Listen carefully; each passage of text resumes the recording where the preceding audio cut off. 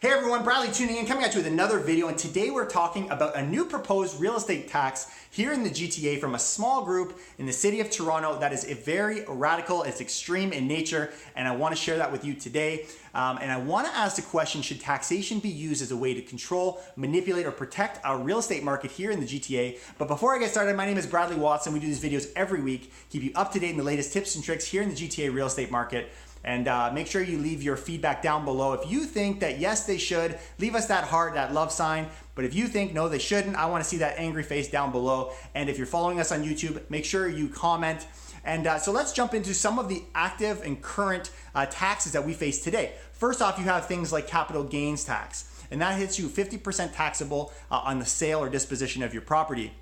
We also have HST for people looking to buy new homes, and we've done videos on that in the past as well. And before I get into what's coming or what the proposed ones are, we also get hit with something called the land transfer tax, which is just the majority of your closing costs when you're purchasing a home. If you're in the province of Ontario, like me, like most of our viewers, you're gonna get hit on average. The average home in all housing types would get hit by $12,000 on closing. And if you're in the city of Toronto, guess what? You got a municipality land transfer tax, which is up for debate on whether that'll stick around much longer, but that's an additional $12,000. And last year in April, we saw an additional tax rolled out called the foreign buyers tax. If you follow our channel, you know all about that because we've been talking about it for the last couple of years. And with this, what we saw was the market actually dropped by 40%. So it did have an impact.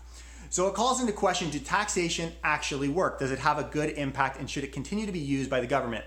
So let's talk about what's coming down the pipes. Now, we did a video where we talked about the vacant home tax that now the city of Toronto has the ability to do thanks to the province giving them the thumbs up and the green light, but they have not rolled it out. And what that actually happened in BC, and there's still kind of a bit of havoc, and they're trying to figure it all out where they self-declare whether you live in the home. I did a video on this, so I'm not going to reiterate. Back in January, you can check that on our YouTube page, Vacant Home Tax. And but now we've got another small rogue group suggesting an additional tax, and I'm going to try and pronounce it Gentrification Tax. And it's essentially suggesting this: whether you live here, whether you're a resident, whether you're a non-resident, so those foreign buyers, even if it's your primary residence, so it's your home, their suggestion is that it should be 100% of the profits should be taxed. The reason being, they feel that 2008 to 2017, that the entire issue with our unaffordability and the growth of this market has been due to speculation.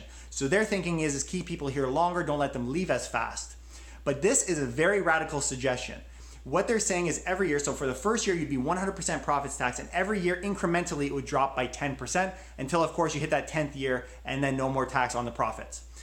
Very critical and huge suggestion. It would have an enormous impact here in the city, but I'd love to hear, again, whether it's this one or any of these other taxations, is taxing the city and its members the right direction the city should be using? It is, of course, one of their best tools, their best things at their disposal, but should they be getting involved in the real estate market, yes or no? And this isn't really a question on whether you like being taxed or not. Of course, no one wants to pay tax, but it is contributing to our society. And so the question is it working? Does it help? Is it going to be something that's going to better serve our real estate market? Leave that down in the comments below. I'll see you guys next week with more topics like this. Take care and keep it real.